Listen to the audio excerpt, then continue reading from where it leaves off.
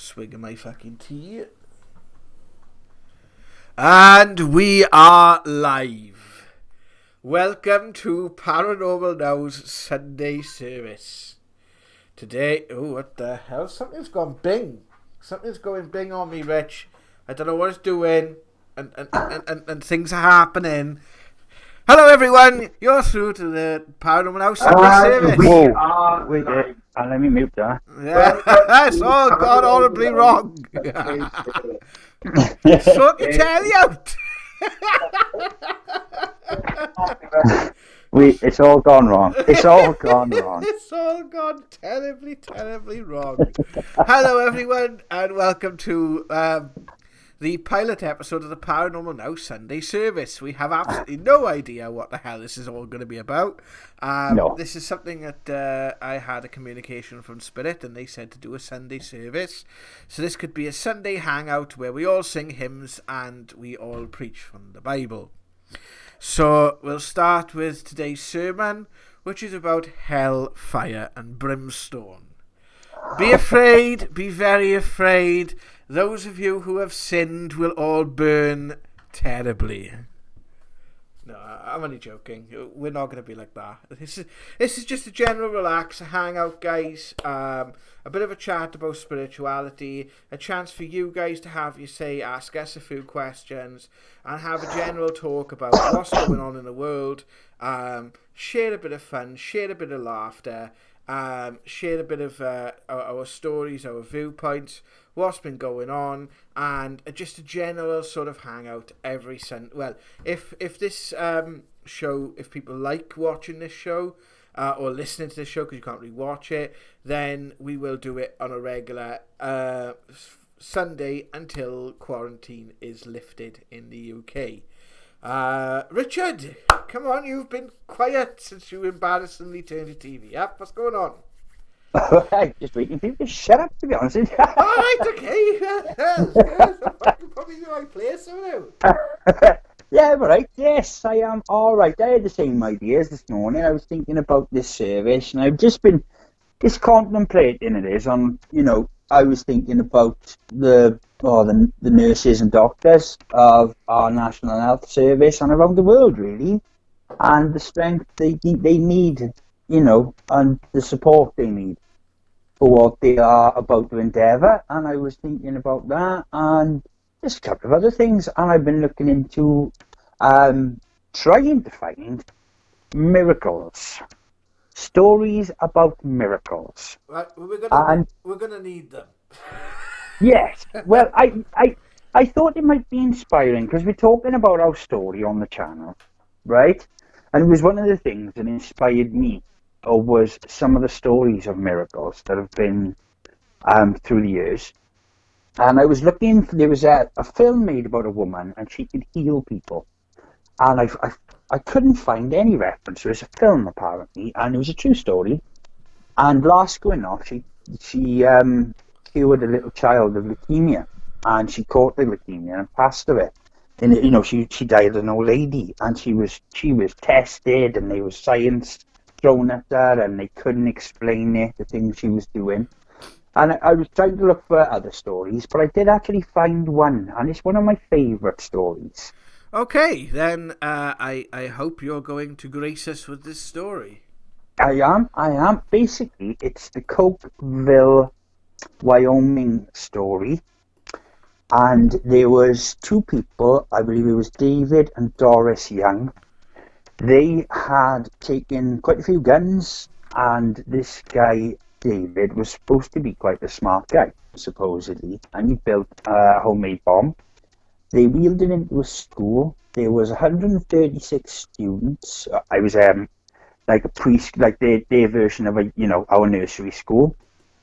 There was 18 adults involved in it, and he wheeled into a classroom, got them all in one classroom, and he, over the course, he wanted £2 million per child. Basically, this happened in 1986, and they put a square around him on the floor in tape because the children were just being children, and they were concerned that they might accidentally hit him and he might set the bomb off because he had it attached to his wrist. Well, he raised his hand to his head, and the bomb went off. And they were all in one classroom, and everything within inside the square that he was standing in, and his wife, Doris, and the school roof were just obliterated. And I mean, like, he made this bomb, and this is a pretty powerful homemade bomb. And he had, like I said, he raised his hand to his head and set the bomb off. And not a child or a teacher came to any harm in this incident. And the devastation, if you've ever, I don't know if you go and look at it from now, it's called, they made a film about it. It's called the Cokeville Miracle. And something happened, as far as I can tell, because I watched it on It's a Miracle going back a few years ago, because I used to love that show. Something came over the children, and they all seemed to just relax and calm down, and the teacher said they felt something serene. Well, obviously they all survived, completely unharmed. There was no explanation for it. The people involved couldn't understand it, because it was a pretty big explosion. But it was only later, one of the sheriff's children, I think two of the sheriff of the town, two of his children were in the classroom at the time. And when he asked, they said they saw angels. And he asked his child, his young boy, I believe, what did the angel look like? He said, she looked a bit like you, Dad. So he went up in the attic, got some old photos out, because his mum had passed way before this child was born. And he showed some pictures, and the kid said, that's her, that's the angel. And it was his mum. And they did this, but he went round being, the sheriff, and obviously having an investigative mind, and he'd asked other children, and they said the same thing, and they all had similar stories that they had seen grandparents and people who had passed, and they'd come down and protected the teachers and the children. And it's the only explanation, it is classed as a miracle because they were unharmed. And I can remember hearing that story and thinking, wow. And I thought about it in the sense of, if that's true, and them children were saved, and the teachers were saved by angels.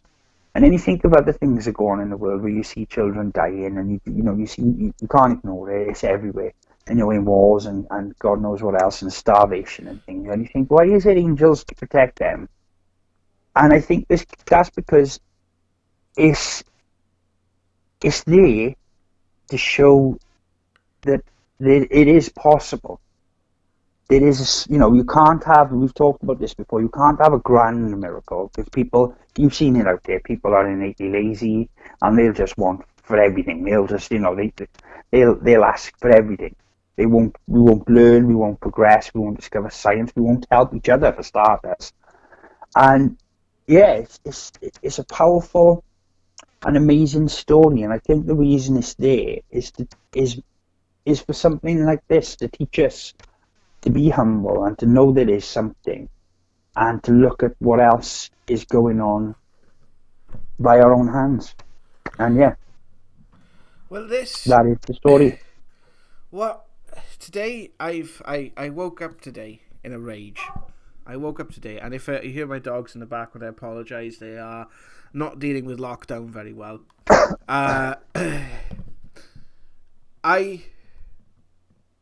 Today I woke up in a rage, and over the next couple of weeks, you guys watching our channel, I'm going to be sharing a lot of this stuff with you about the messages that we've had, and the messages that I've had that are specifically related to myself, right?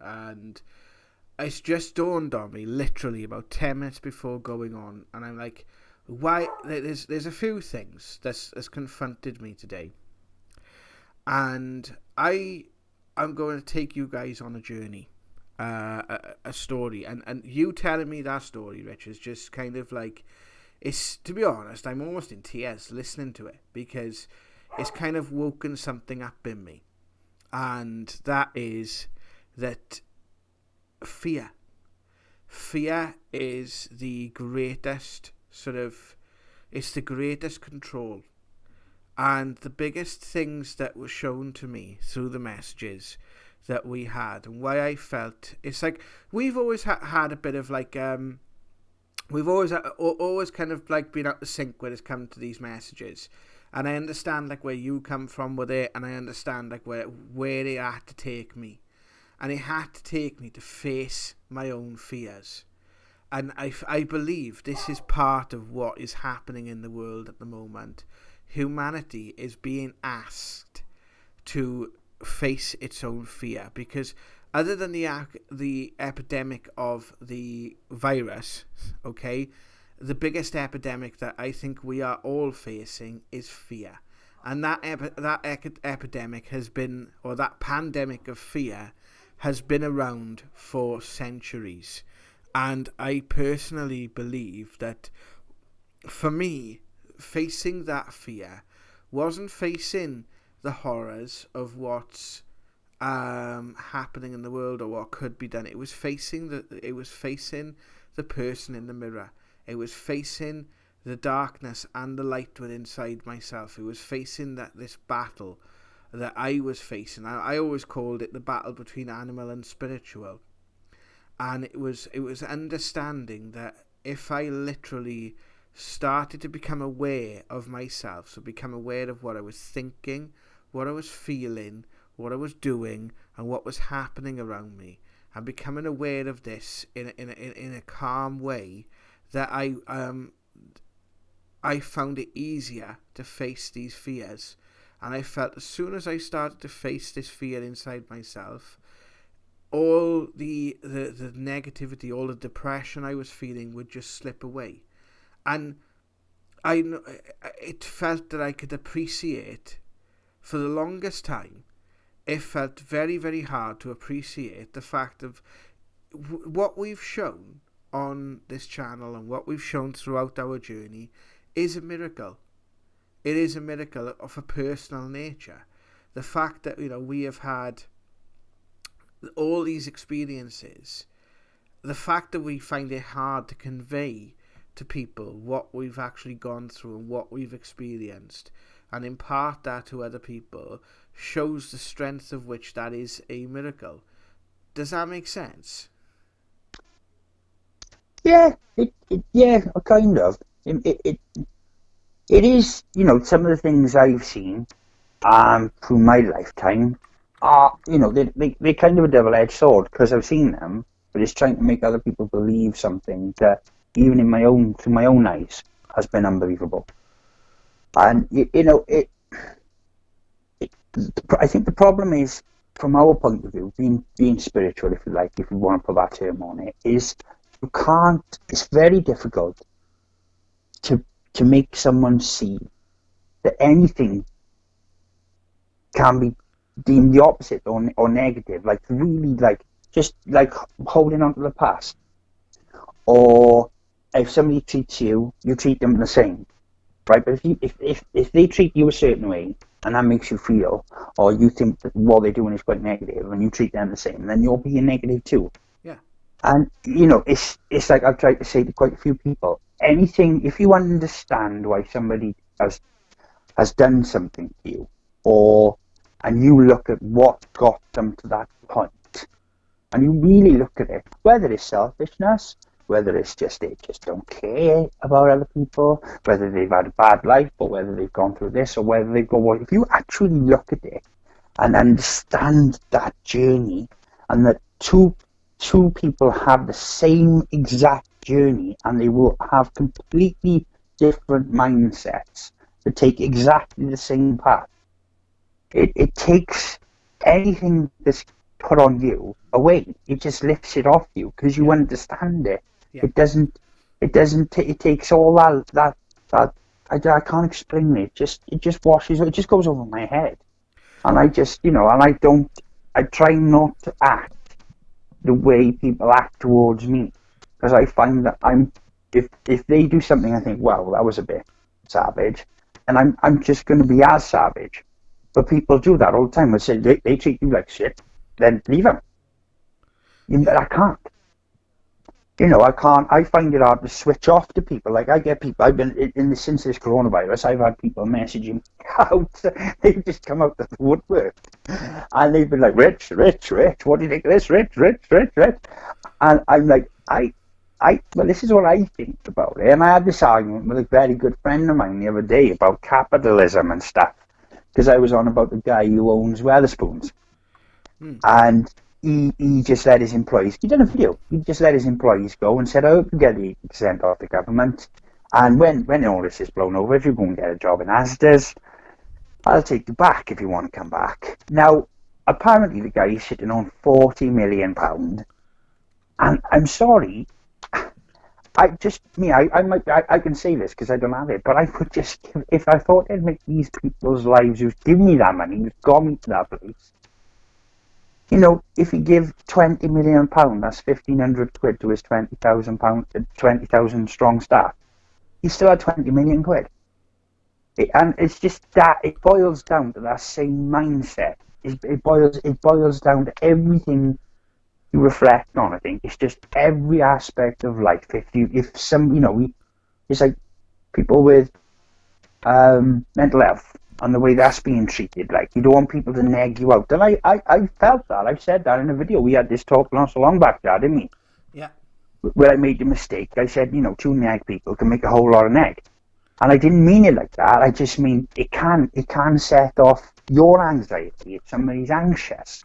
But that still doesn't mean you don't stand next to them, hold their hand, and go, come on, let's go write this shit together. Like, that's what makes the difference. Well, yeah, go on. I'd like to welcome Carol and Anonymous Information to the stream. Carol says hello, and hi Carol, thank you for joining us. Anonymous Information says, how would you take people forward given what's in the news today and recently? Oh, that's a very good question. That's a very deep question. I would. Oh. Can I answer? No, first? Yeah. Go on. What's that, sorry? You seem to be struggling, so do you want me to step in and say something first?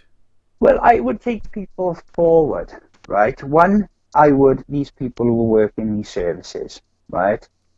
And like the NHS and the police and anyone like that, I personally would make sure, because what they're going to go through mentally is going to be extraordinary. And there's no training on this planet for that kind of thing, what they're going to see. I mean, you've seen the Nightingale Hospital, there's 4,500 beds, it's a kilometre long. And I can imagine if that fills up, there's going to be a lot of people gasping for air and in a very panicked state. And they're going to be begging to have their lives saved. And you're going to have to weigh that up against the staff who are trying to save their lives with their own fear of catching the virus. That's going to be an epicenter of I don't know what, right? And taking it forward, I would change the system.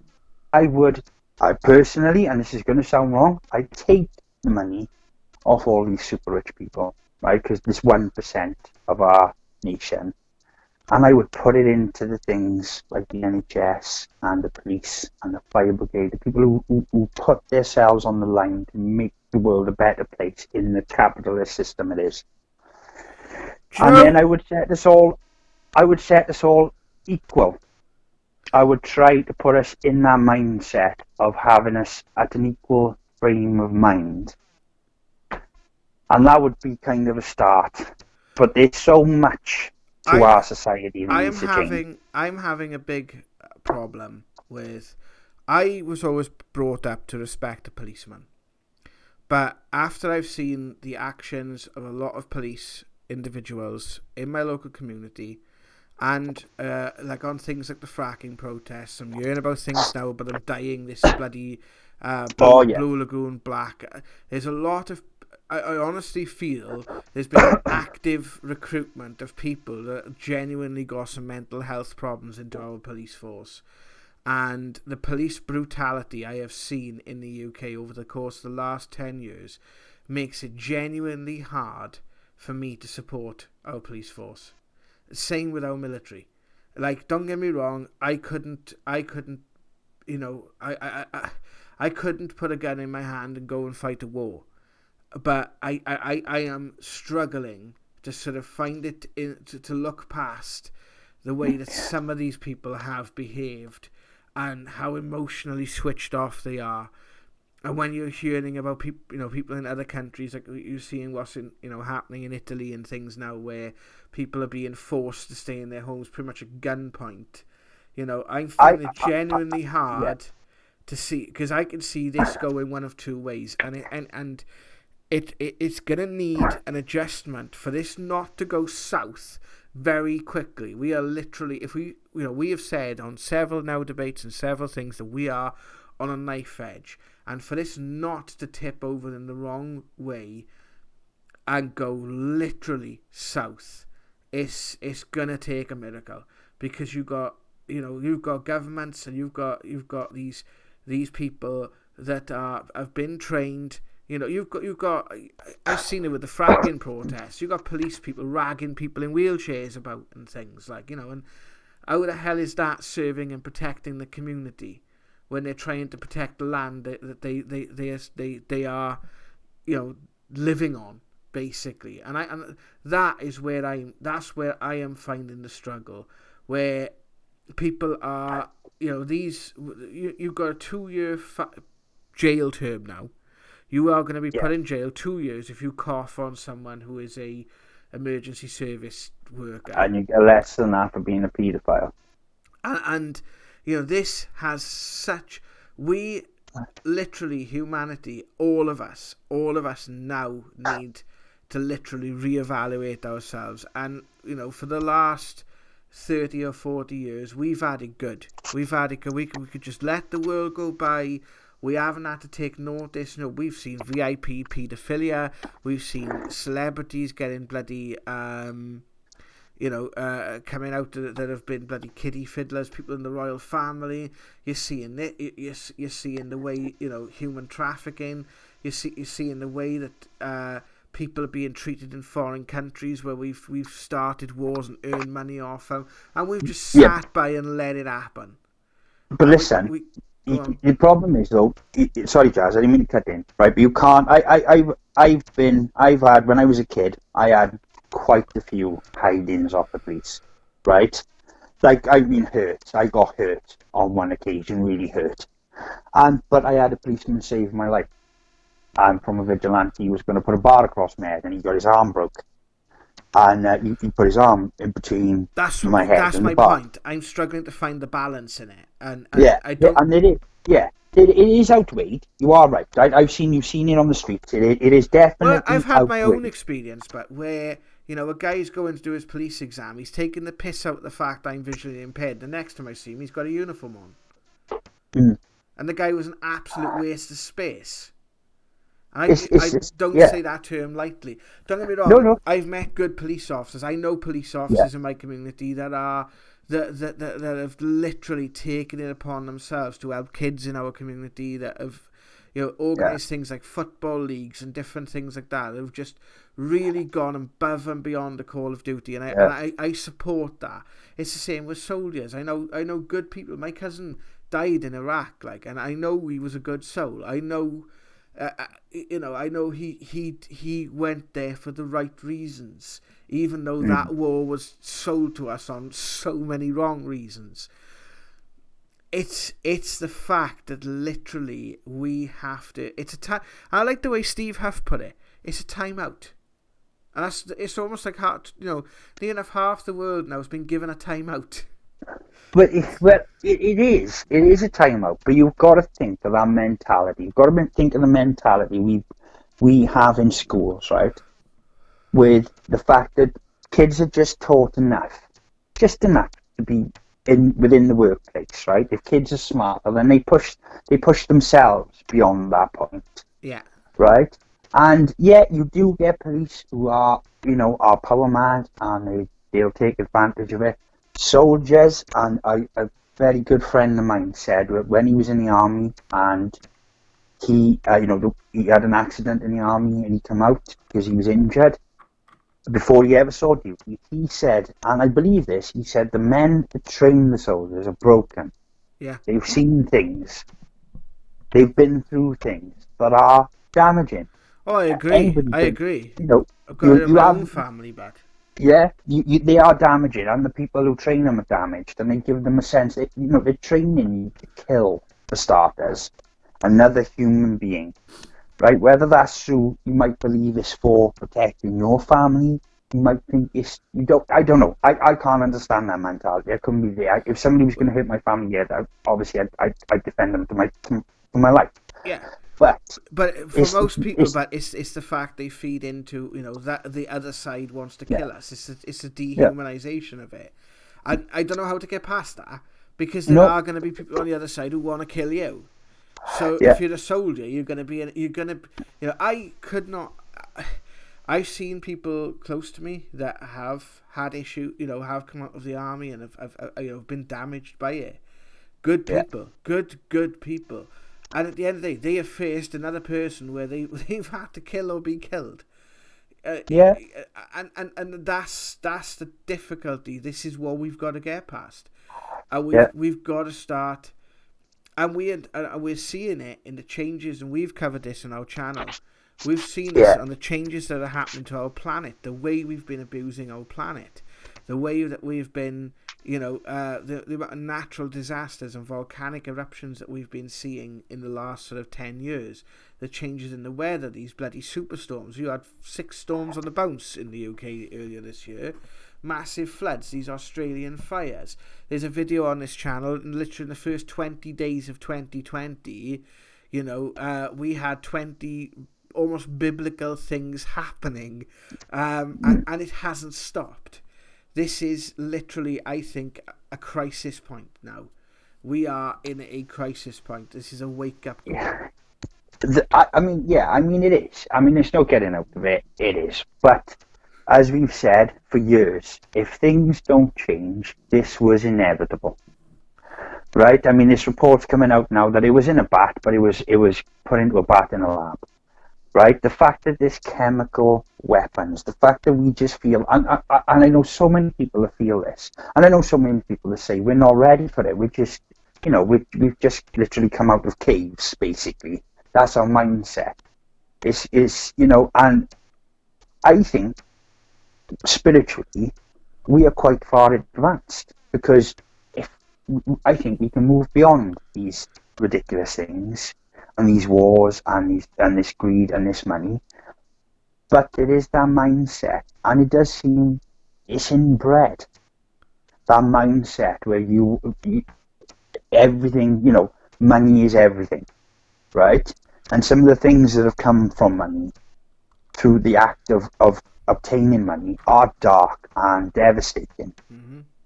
And we can move beyond it if we talk, and we can start it with schools. And we can start, there's so many things we can start with. And we can change this system. And it's quite simple, but unfortunately someone will lose money from it.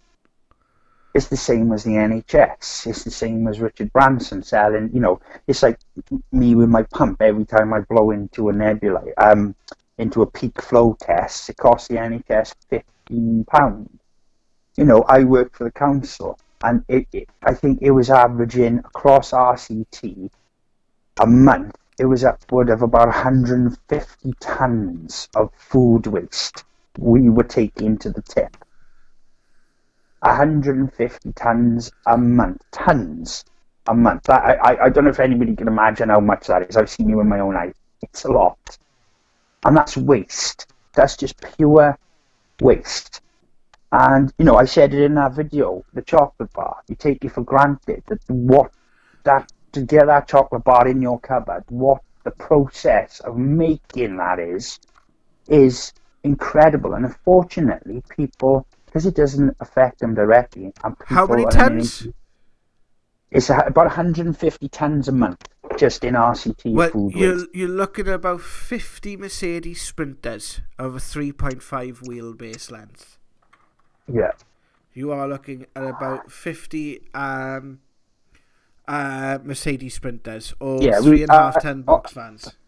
On a bin van a day, I used to pick up, we used to average about 1.5 ton, and you take this, at any given time, this upward of about 25 to 30 bin vans out there. and they're picking up, you got 20 of them picking up food waste, so you just work, it's incredible, the tonnage is incredible. It might be 100 tons a week, I'm not sure. I know it's a lot, it's incredible, you see it up the tip, and I've been to all the tips, and it's an incredible amount of food wastage. And it's little things like that, like I said, it's the things we just take for granted. And unfortunately, and there's things that happen in other countries that we go, well, I can't do nothing about that, it doesn't affect me directly. And it does. Everything affects you directly. It's the same that story with the child, where he said about the worm and them children in Africa, right? Drink that water and the worm burrows through them and it comes out through their genitals, their Stephen eyeballs, their Fry. teeth. Yeah, right? And he said, if I say God made this, I got to say God made that worm. But the story is, God gave you the option to make sure that child doesn't drink dirty water. That's the message. That's the little secret in it. That's the little bit of the universe trying to say, well, you have a choice. You don't have to. That child doesn't have to drink dirty water. The divide in Africa, where you've got literally like a shanty town and a bustling metropolis next to each other, that's on you. People have done that. This is this message that we just seem to like skirt over. We just ignore, and it goes right across the board. It goes across education. It goes across our services like police, our army. It goes right across the board. This turning a blind eye. It happened. It goes in the council where they treat people because they're up there and you're down there. And it's the way I've been treated so wrongly so many times through work. And the last one has finished me off. Because I've literally had physical effects from it. And because people just, as long as they're alright, they don't care about you. And unfortunately, that is a big mentality of the world. And that has caused this problem. It's right across the board. It's the way, it's just, there's so many people, you can't, to change it all is a big deal. I found a poem. And I'm going to read this poem out, and I want to know what you guys think about it in the chat. It's called the Coronavirus Letter to Humanity, and it goes a little bit like this: The earth whispered, but you did not hear. The earth spoke, but you did not listen. The earth screamed, but you turned her off, and so I was born. I was not born to punish you. I was born to awaken you. The earth cried out for help. Massive flooding, but you didn't listen. Burning fires, but you didn't listen. Strong hurricanes, but you didn't listen. Terrifying tornadoes, but you didn't listen. You still don't listen to the earth when ocean animals are dying due to pollutants in the waters. Glaciers melting at an alarming rate, and severe drought. You didn't listen to how much negativity the earth was receiving. Non-stop wars, non-stop greed. You just keep going on with your life.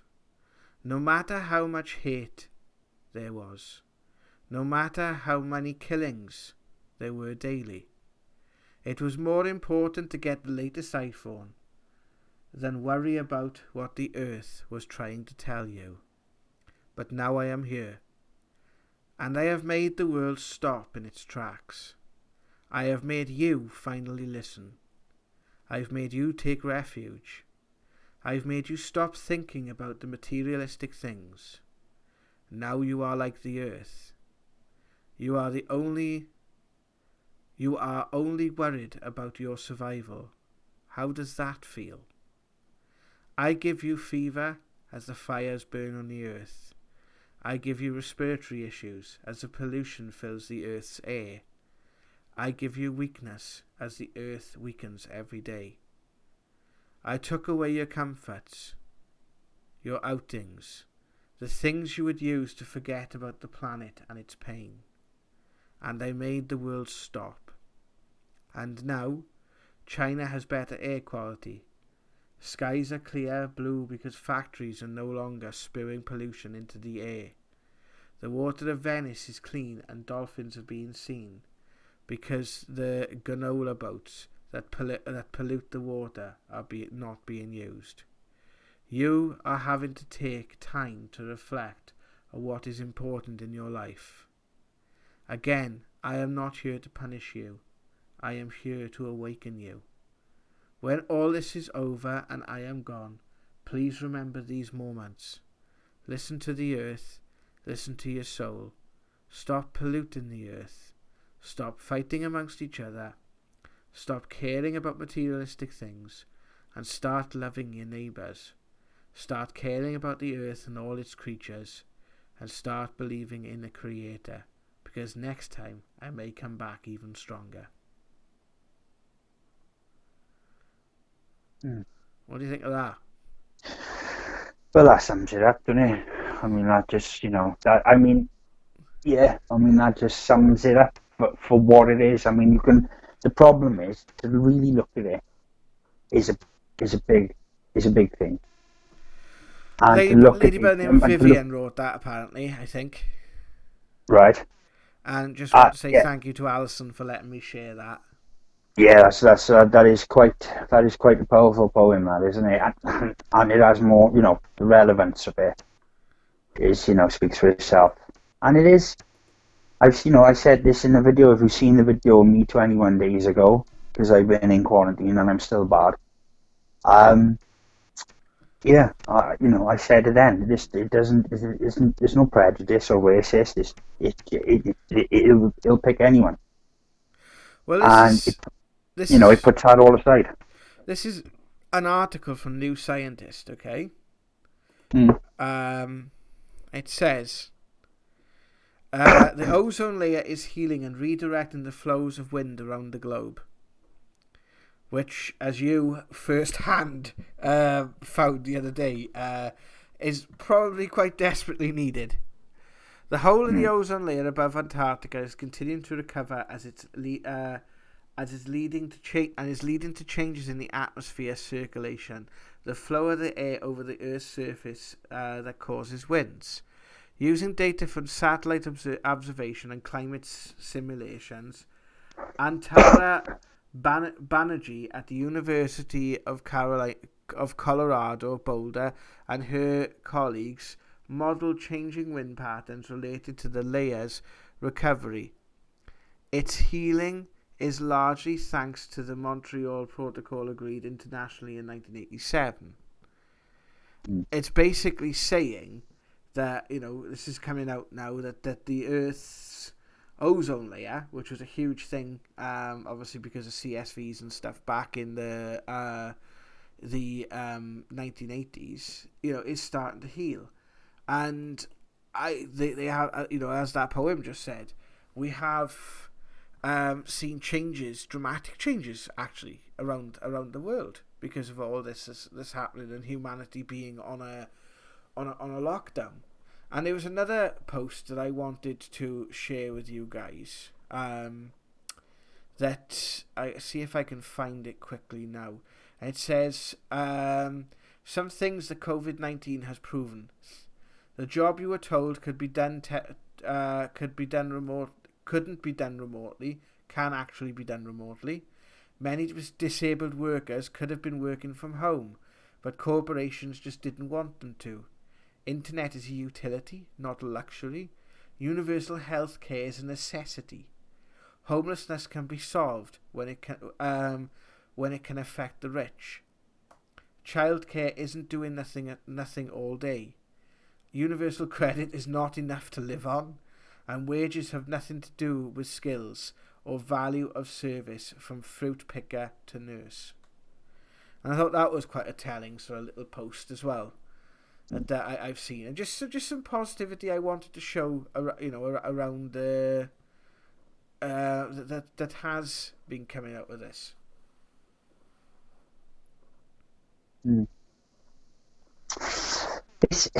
If you look at they've tried systems without money. They tried it in Russia, right? And basically it didn't work. They've tried it in a few countries around the world, but they've tried a system without money. And they did fail spectacularly. But it was, personally, I think it was just people in charge were still, even though they didn't have money, they were still greedy.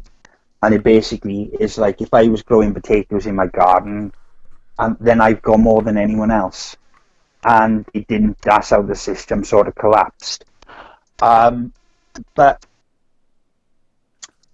there is, and no one would convince me otherwise, that there is a better system than the one we have now. And you will have the problem where, like, you know, as you go Richard Branson with his airline, somebody might want to build their own airline if we didn't have the money. And there might be somebody that's just happy to be a farmer. And there might be somebody that's happy just cleaning. And there might be somebody just happy, you know, and there's somebody that wants to invent something. And I think without money, them systems would work a lot better if we cared about each other more. But in light of this, we are going to go back to money, and these systems are going to be still in place. And I think it's only through things like how we perceive our employers treat us, because I've seen this firsthand, how employers can actually be really cold and really selfish. And this is, like I said, this has happened to me firsthand. I mean, I'm in isolation. My partner's been in isolation. She hasn't had a phone call to ask if she's all right once, and she's actually in isolation because of COVID.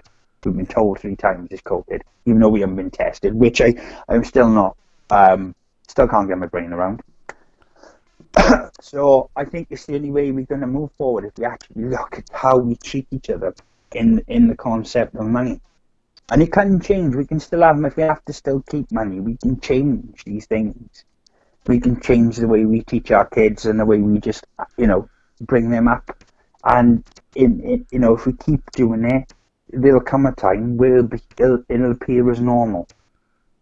You know, a child will be born in a world where racism has been diluted, if you like. And the problem is, and we've talked about this a few times, Darren, right? Like I wouldn't personally, as much as I want to make the world a better place, I wouldn't eradicate the army, right? Because you've got people, you know, as you know, before 9/11, I think it was Cheney, said there was like £440 million missing from the military fund. And the 3 places on Earth you could actually go and investigate that was the place in the Pentagon that got shot down, Tower 7 and the Twin Towers. And they have such a precedent in the world, and they have so much control that to eradicate that, you're going to have a problem. That's going to probably piss a lot of people off, and they're going to try and stop you. And that goes for the same with gangsters and the mafia and the government. And, you know, they're going to lose so much. They're going to want to stop anyone trying to take that power away from them, right? That just seems to be a given. Because anybody that has ever tried, they seem to have been killed. But if you keep the military, because you imagine, you know, as we are, is our mentality, I'm not convinced that anything that came from the stars would have the same mentality. So it's all like walking around, you know, with flowers in our hair and clothes, you know, and wearing, you know, Jedi clothes and that. I think they just walk all over us. So that'd be naive to think like that. So you can still have the same systems, but they're just used for different means. And like police, you know, it's like I said, if we had a leader that was the spiritual representation of our country, instead of from like coming from Oxford and Eton, from their background or their money status, that would change something, because they wouldn't let people starve. They wouldn't put us in austerity. They wouldn't cut UC. They'd understand that some people are just unlucky. They'd understand these things, and they would put things in place, and they would give nurses the pay rise they deserve, and they would make sure these things are a lot better than they are, and they would make sure that people are treated fairly, and people would have to treat people fairly, because if they didn't, there'd be consequences. They'd stop the backhanders and the danger. It'd stop these, you know, these organisations like the FBI and the CIA, these secret organisations like, and the Bilderberger conventions and everything else that is just, you know, shrouded in secrecy for whatever reason it is. You can take all that out of the world. You can just stop it, and you could just make us all we do what we do for the benefit of mankind. Every single one of us could have that purpose in the world, that it makes the world a better place. It's achievable. That's the problem. It's achievable, but it's getting people to believe that is the biggest battle. I think is the battle of good and evil. I think that is the ultimate battle. Well, I'm liking this guy's questions. Anonymous information. Thank you very much for these questions, by the way. Putting us on our toes this evening, and I like it.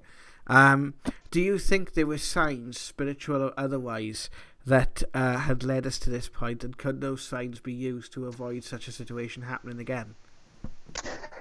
Ooh, yes. What a lovely question. I like this guy. Signs. Do you know what? The signs. This happened to me about a year and a half ago. I was sitting there, right, and the signs are everywhere, right? Some of them are written in stone, and I mean in the literal sense. The signs are everywhere.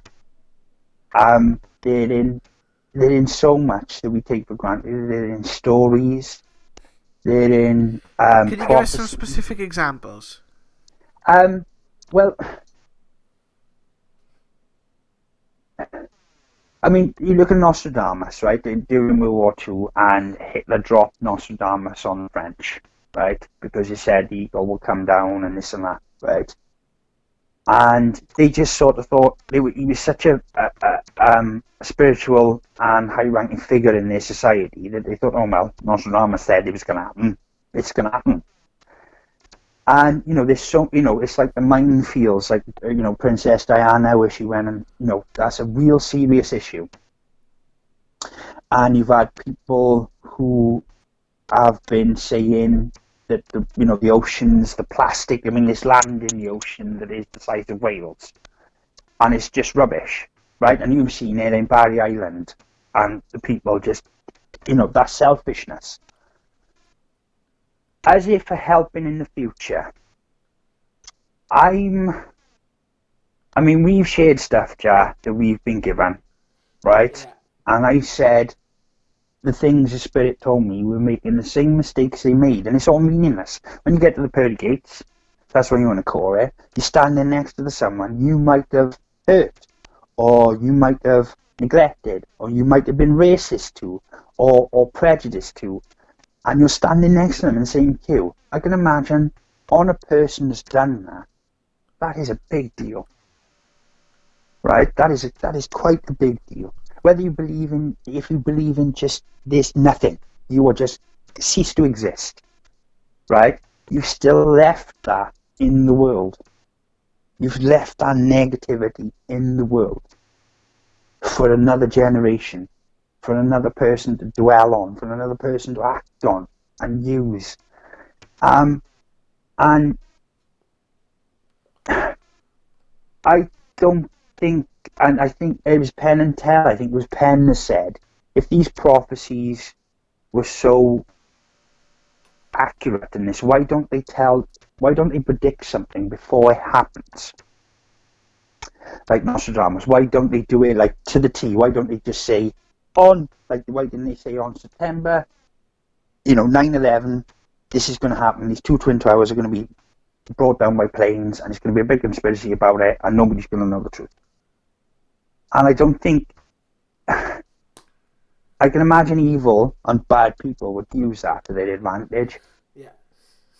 And I believe that with all my being, that they would use any prophecy like that to their advantage. It's been proven, like I just said, with World War II. So, I think it's just about, I've looked at, and you can describe it, I've looked at the second coming, right? And this is how I'll try and put it, make sure I just try and word it properly. You've got a biblical sense where he comes down on a golden city, raises all the Christians up, and leaves the rest of you to the wolves. And he comes back 1,000 years later and destroys the rest of the bad people left on it, right? Well, in a real world sense, that it can't, it would just be a man.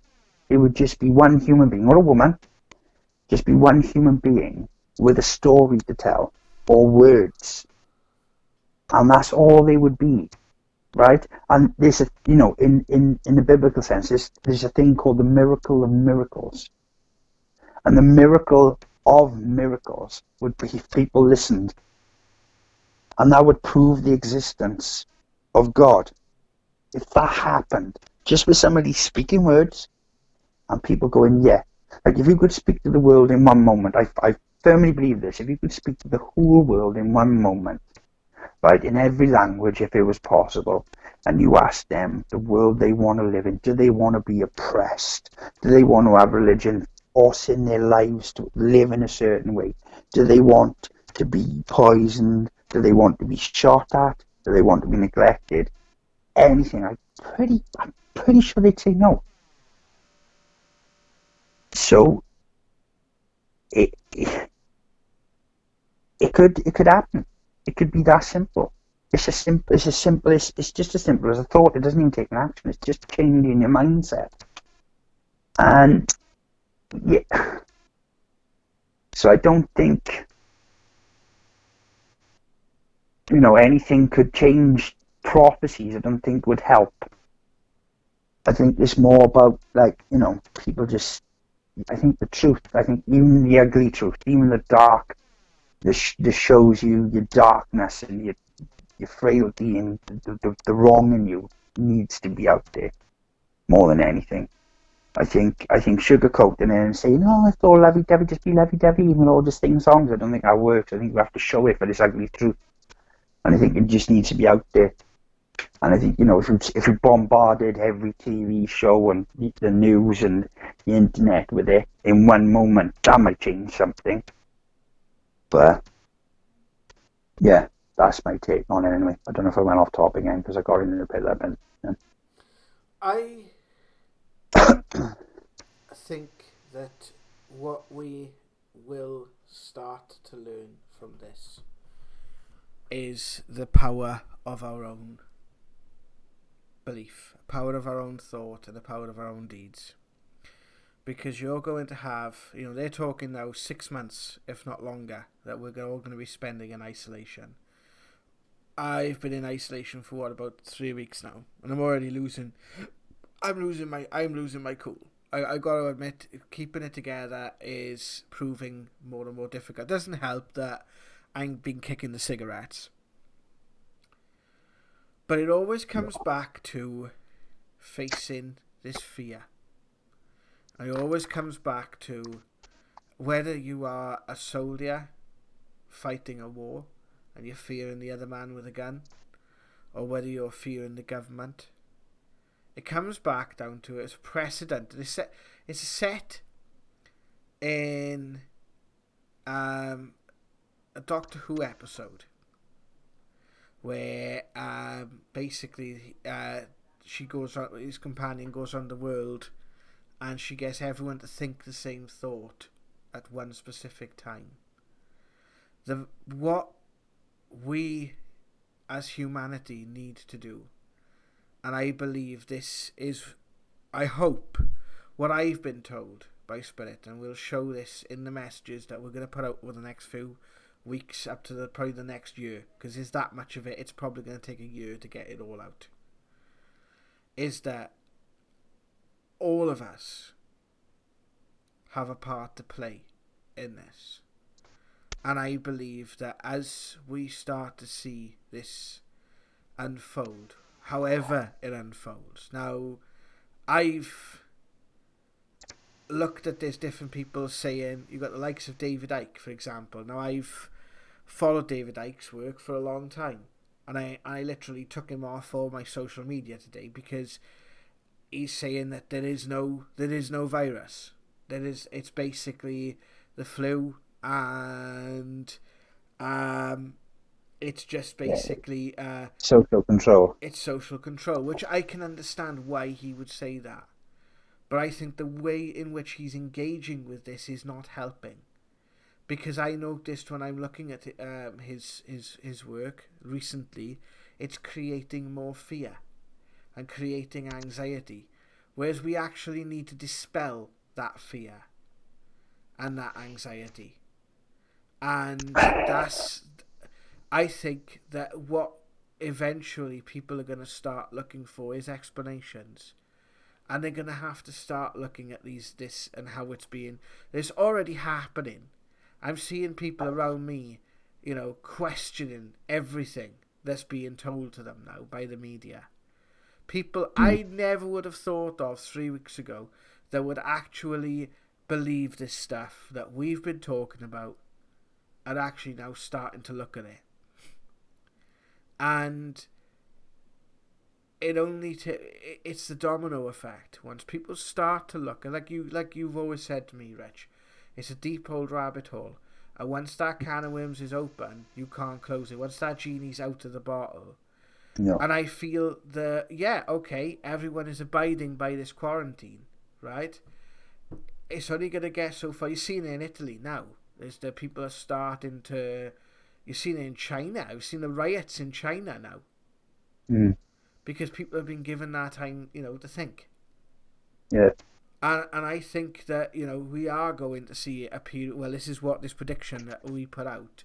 We are going to see fire and fury. We are going to see... there was a lot of people rioting before this came out.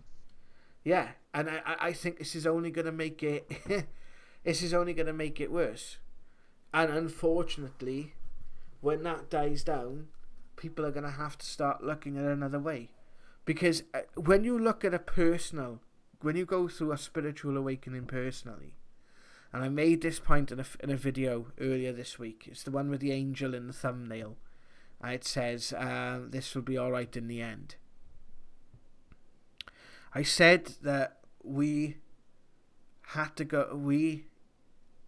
go through crisis points. This is why I didn't like the idea of being #woke. Because it suggested a finality. And I know you've gone through them, my friend. And some of the stories that you are about to share on the channel were very much a crisis point for you. My interpretation. I'm not going to say any more on that. A lot of the stuff I went through over the last couple of years, like I said, I went through a nerve... I literally had to get sat down by my partner and my mother saying to me, unless you sort yourself out, you are going to have a nervous breakdown. Because the old ways of working simply do not work anymore. And I believe a lot of that is due to energetic shifts, things that have been happening, all these alignments that we've been seeing, and these phases of the moon, like all the blood moons and super moons and all these different things have been happening, astrological. I remember a conversation with... Back in 2006, I ran a delivery company. And I remember a conversation with my stepdad. And my stepdad's always been open-minded, but always like a bit like kind of afraid of all this. But always kind of like... he's always kind of been on the fence. And, very... one of many inspiring people in my life. And I'd watched the Richard Dawkins show, The Root of All Evil, about religion. And after watching that, I was convinced that religion was the root of all evil. And I went on this massive rant, and we were travelling in our van across country. And he turns around to me and he says this.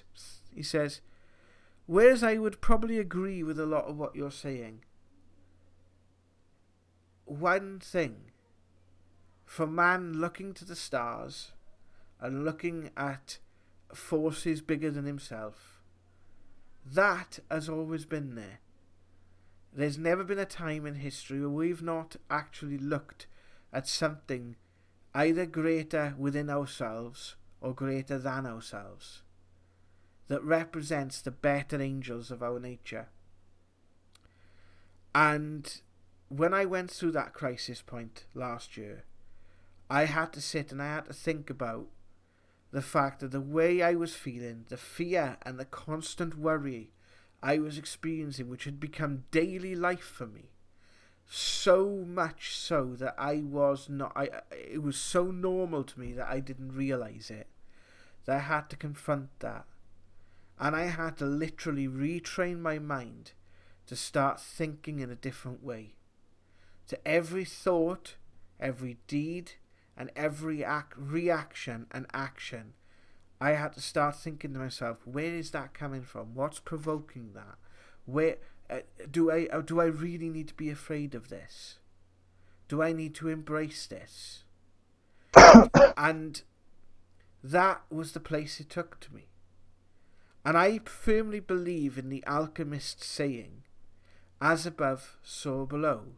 You take the greatest war. You take World War II, for example. You could boil that down to two groups of people having a fight.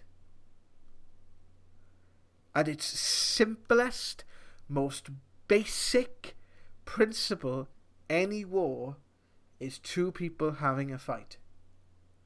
Or one person bullying another person, exerting power and authority over another person. Everything that we are experiencing on a global scale is representative on a human scale. This pandemic, whether or not, how much it's been manipulated or how much, different things, and this is what annoyed me about David Icke, because I have friends and family who work on the front lines as doctors and nurses, and doctors that have been very, I've formed a good relationship. Like my heart doctor, for example, he's looked after my family, and I trust his judgment. And if I have people around me who are doctors and nurses, and they are seeing this firsthand, you can't deny that. If the government are just coming on and saying this, that, and all the rest of it, and then the doctors start speaking up and saying, well, hang on, we're not seeing it, what's going on? Then I would jump on board with our bandwagon. But I'm not. I'm seeing, there are doctors who started vlogging this on YouTube. They wanted to tell, they're using social media to tell their story, and we're seeing the human side of these people. The only time you ever see a doctor is when you've got something wrong with you and you expect an answer from them. You don't worry about what they are feeling. How, I talk about the time I lost my brother and how this doctor, had to come and tell my family that the person sitting in there in that bed is not going to make it through the night. I didn't think, we don't worry about how they feel, how that must affect them, how that must hurt them. No, and that's, yeah. And this is what, irregardless of how it's come about or what the plan is or what the agenda is or that's the simple truth. That is what's being brought into people's minds. And yeah, we can start saying, okay, it's great to see Boris Johnson clapping to support our nurses. The last time Boris Johnson clapped to support anything with our nurses when he cut their frigging pay. I know. I brought this up the other day. Right? You can't, you shouldn't forget that. That shouldn't be forgotten. You shouldn't forget that. But that's what's being brought up. That's, like it or not, whichever way this goes, that is what's being brought into the public consciousness. Now that genie's out of the bottle, that can't be put back in. That's going to be with every single one of us who's sitting there in our houses for the rest of our lives. And that question now is being asked of all of us. Regardless of what happens, everything that's happened in our point has changed things. It's changed humanity. We haven't seen the effects of it yet. And we might see the worst of it before we see the better of it. But the system has failed. The world, as we know it, has ended. We just haven't realised it yet. Because there's no going back now. We've reached that tipping point. We've tipped the edge. Now it's our choice. We have reached that crisis point. And collectively, we either move forward past that point, which means starting to address a lot of the things that are wrong in the world and wrong within ourselves. And we'll bitch and complain about it for the next year and a half, probably. until we finally start to listen. Because I have no doubt that there are people, in whether it's in the police force, the military, the governments, the gangsters, the mafia, there are people on this planet who are going to milk this for everything it's worth. And not give a damn about anyone else. And it's because the vulnerable, because the sick people, because this is being brought into our attention. And more, our lives are going to be disrupted by it. We're going to have to face it. We have no option now. 25% of the world, as of like last Thursday, is literally under house arrest. That is literally around about 1.5 billion people. You couldn't imagine that amount of people if you tried. So I think there is hope. And I think that we will actually get past this. And I think this is where you're on about the signs of everything that we've talked about on this channel and other people have talked about, and it's been discussed in pubs, that been on the streets with the yellow jackets, and been on with the fracking protests in the UK, and all these different things, right, that have happened over the world in the last 10 years. From Occupy Wall Street to whether that was manipulated to the Arab Spring, even though that might have been manipulated, whatever, right? Whichever way you look at it, humanity has now tipped our scales. And we are now in a position, like our forefathers have been before, we've been here before in other ways, where we are seeing something that we have never, ever seen before. The problem is, though, Jazzy, that's only the case if people, because I'm seeing a lot on Facebook, Boris Johnson, he's done a marvellous job. What's he done? But that's the thing. He wanted herd immunity, and he told her to wash your hands and sing happy birthday. But that's the thing, though, apart from that, I have not seen anything at all. No. And this is, I think, this is the problem, is, people were so comfortable in the way the world was going. But they're not there yet, bud. We've only been in quarantine here a week, so you give it another month in quarantine. We might be singing a different tune, bud. We could be. There's going to be people. I think there's going to be a lot more. I am going to make a prediction right now. I reckon if this continues, by May, and I am going to put a date that we have said before on the channel, I'm going to give it to the 8th of May. And I reckon that we are actually going to start seeing something in human consciousness shift.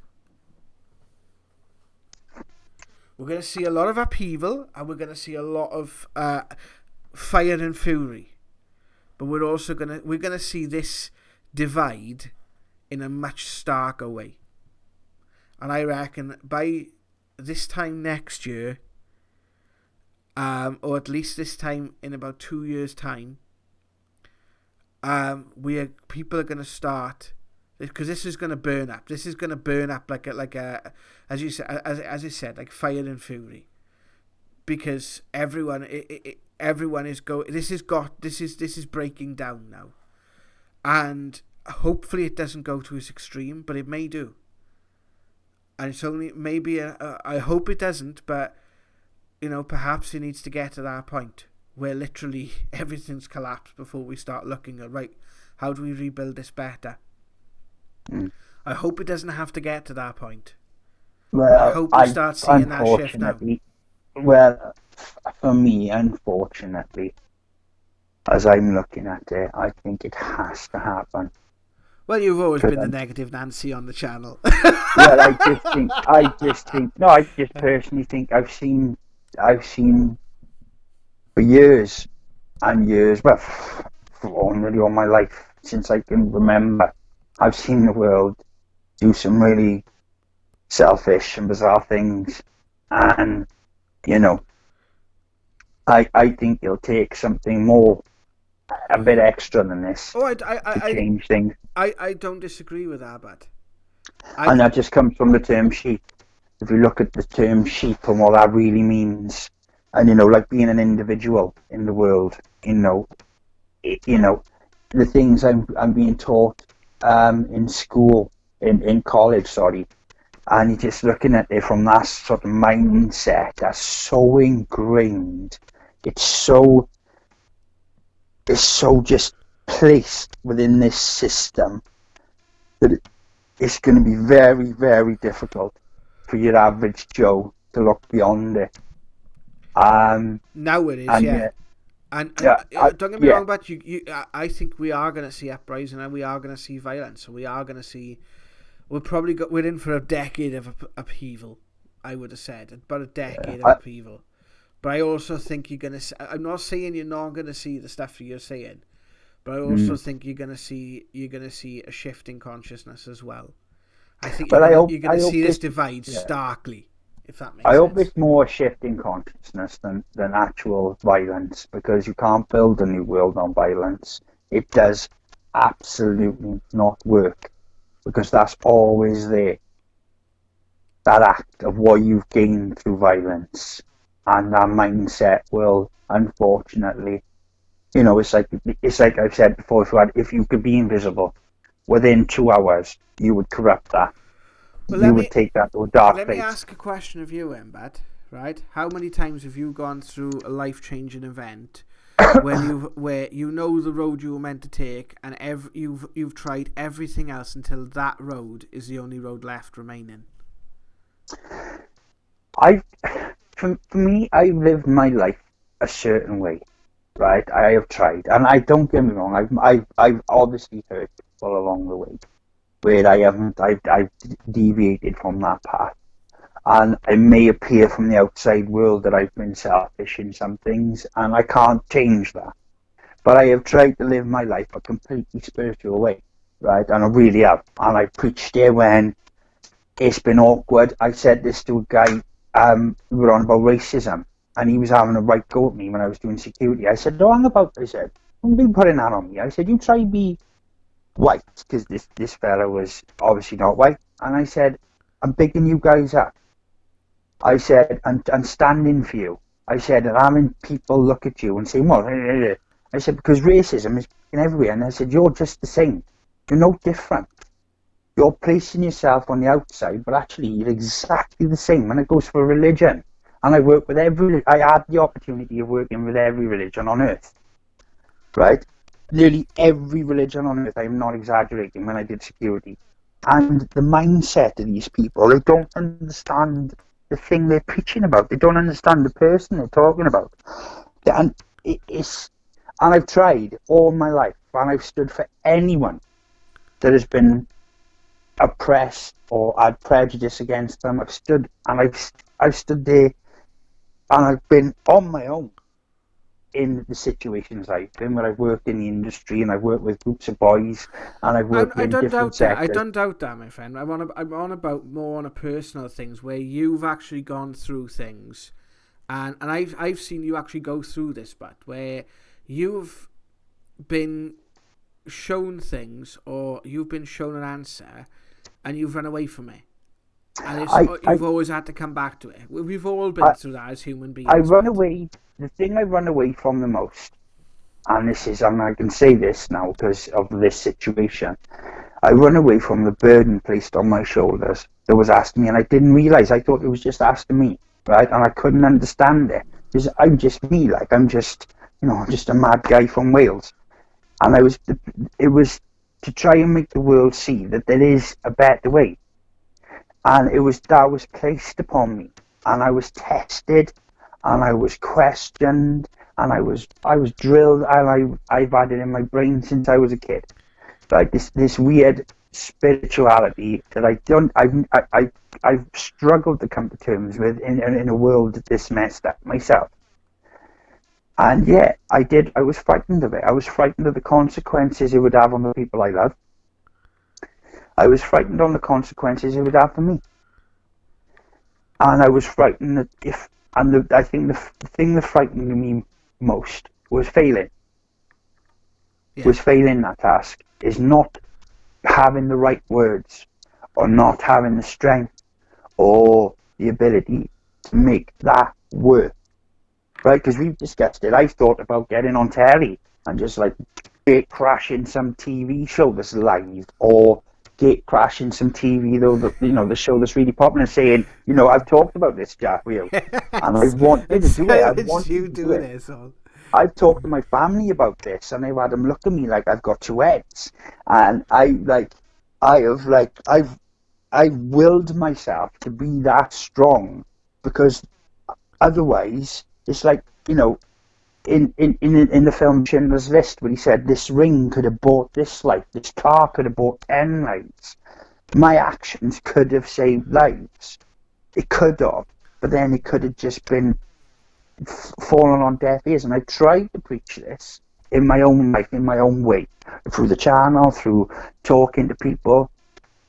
And yeah, I've had that because I've been like, it happened to me the other day with the conversation I had with my friend. Like, he was saying with his cat, it's you got too much faith to it. You got too much of this. You got too much faith in people.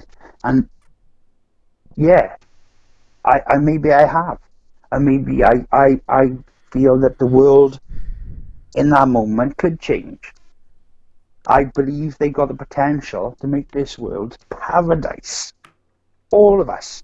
Not just the good people, even the bad ones. Like, even the bad ones have the opportunity to go, oh my God, what have I done? Like, I mean, these people that sell women and these sick fucking people in the world, I believe they have the opportunity to go, God asked me in a meditation, what would you do? What would you do with the people? Do you punish them?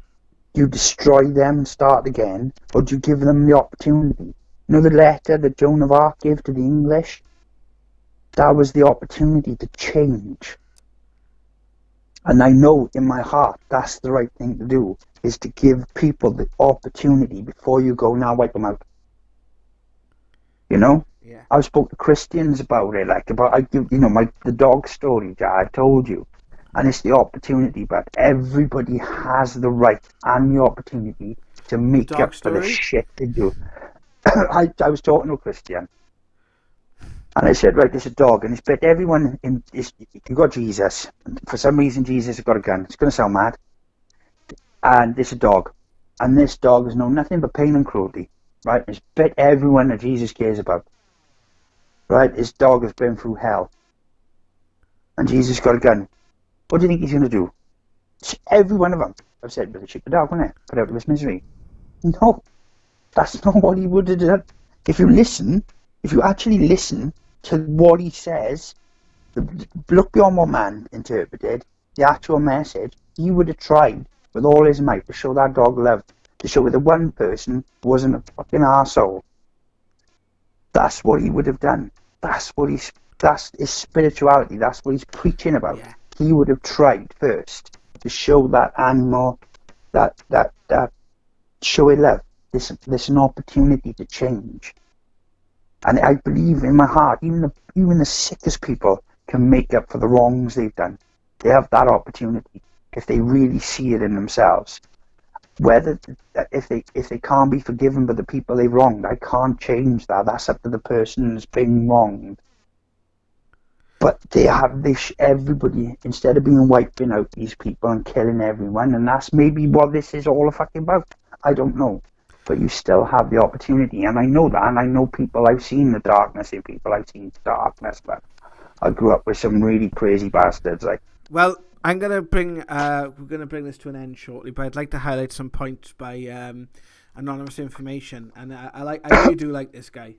Thank you for contributing tonight, my friend, and please, if you do like any of the stuff that we've put on the channel, feel free to share it about and let others know about it as well. But I love your questions, my friend. To counterpoint your previous argument, Richard, many said Obama was a great president, but despite his position, he was unable to ban guns because it ultimately depended on the government. So, do you believe the final decision is up to Boris specifically? Because although I do not agree with some of the decisions being made at the moment, it may be fair to say that decision doesn't only fall on Boris. I honestly think he's being handled. And I will be honest with you, before I give you the chance to respond to this, the most telling image I have seen that has kind of made me go, whoa, in this entire crisis was shown on both BBC and Channel 4 of Dominic Cummings running away from because of that guy. You listen to the things that guy has said. He's one of the most totalitarian pricks in government at the moment, and I reckon very much so he is the power behind the throne, or one of the representatives of. And to see that guy literally run away from the cameras wasn't even chasing him. It was a static camera, and he's belting it out in 10 Downing Street. That was one of the most telling images I've seen out of this entire thing. I don't think Boris is, I don't think any of them. I think a lot of them are all frontmen. I think they are being challenged at the moment because I think this is affecting the powers that be just as much as it's affecting us. If it wasn't, you wouldn't have them, all trying to get the homeless housed and giving people sort of money to get them through this and all the rest of it. What's your take on it, my friend? Well, I don't think any president or prime minister is the last, shall we say, point of the tower at any stretch, right? I mean, you have to look at who's in charge of the finances of the UK. You can look at how the Federal Reserve tax was passed back in the day, which was done on Christmas Day when nobody else could vote against it. And I'm pretty sure, I can't think of his name now, the president at the time actually broke down and cried, and he said, I've just given over the country to the Federal Reserve, like the people, the banks, basically. And I don't think, I think when you're sworn into the office and you go behind them closed doors, I dread to think what you're really told. I think that would be, there's so many things that tell me that they're not the last run of the ladder. So, I don't think I just think, he's just a puppet, personally. And he has absolutely probably no say in it. So, and I know that's a scary thought, and I gotta be honest, that thought scares me, because if he's not the guy in charge, who is? Because if you were in charge like that, you wouldn't really show your face to the world, would you? So, and the fact this stuff is outlined and has happened piece by piece over the last 20 years. I mean, look at President Bush, right? Bush Jr. is it? Was he called Bush Jr.? George W. Bush. George W. Bush, right, during 9/11. I mean, that guy said some pretty amazing things. I actually watched him on telly say the terrorists told us that the buildings would fall in a controlled manner. And he said it twice. He didn't say, he said it once, and he thought, you go, you just ballsed it up. Said it twice. And he said, I want fish and human beings to coincide with each other. I don't think the guy was in the right frame of mind to run a country, especially the size of America. So no, I don't think the buck stops with them at all. So if that answers your question. Not for a second. So that's my take on it anyway. Okay, well, thank you everyone for joining us this evening. It's now getting on we've been on here for about an hour and 20 minutes again, Richard. I wonder if how many people actually watch this all the way through and us rabbiting on about the stuff that, Well, in light of quarantine, right? And I've watched films from when I was like about 4. So, I mean, I saying that, I did watch The Tiger King on Netflix, and that was just, you've got to watch it to believe it. The Tiger King? The Tiger King. Oh, I was going to say, if it was mad. If it was the Tidy King, I was hoping it was going to be a Welsh film. No, it wasn't the Tiger King. That'd be cool. But no, I've just watched about everything, and I mean, there's only so much sort of telly you can watch. I mean, so maybe they did listen to it all the way through. I mean, this is what it's about, I mean, you can look at all these things. I mean, if you look at Facebook, you will just be sitting in the corner rocking, right? Because you won't know if the world's inside out or upside down. And the problem is things like that actually kind of sway our opinions. Yeah, absolutely. And that's terrifying as well. So we need to look away from. You really do need to look away from the old book face, and these alternative means, and look at what's right in front of you and your life, and really give it a good think, and think what is important to me, and what I've lived. I'm 43 now, and I've lived a pretty spiritual life. I've been privy to things that probably money will never be able to buy you. Same here. And one of them is love. Yeah. And the other one is the paranormal. I've been privy to things that you couldn't buy to see. Like, you couldn't pay. You could have £1 billion. You could have all the money in the world, and you could give it to someone. They still couldn't make you see the things I've seen. And so, I mean, I know that's probably quite, the same for some of the people listening right now. You got to take that for what it means and what you're privy to, and weigh that against the measure of the world, and it's a big deal. So, well, thank you guys for listening. I've been Jared Walters. I've been Richard Oliver. And this pretty much should have been a now debate, because it's just... I know. If you said to me, "You're going to be happy and we're going to have some fun," I'm like, I know. I'm going to be like, I'll probably go to sleep 6 o'clock in the morning now because my brain's going to fall out. No, I mean, you can get caught up in it, right? And it is we are the people who, for some reason, have been given this stuff to give out. But just be safe in the knowledge that the world will still be here tomorrow. And I believe whatever this is, and whatever dark forces are at hand, they will be brought into question, and they will have to answer for it. And I believe in. I know you said this May thing, Jan. I said about people going to kick off. I don't want that to happen with all my heart. I don't. But I think justice, in the right sense, will be done. I don't think it's going to be over by that date. I don't know. I feel that date's going to be significant. It might just pass us by, but look at the now debate where I said it jokingly a couple of years back. And I said on the 12th of March 2020 and nothing will happen. And that was the date, they officially announced that we've got a problem in the UK. Well, we'll see how it goes. Yeah. All right, take care then, guys. We'll speak to you soon. Yeah. Love and light, guys. All the best. Stay safe. Just ending the stream now. But wow, that was a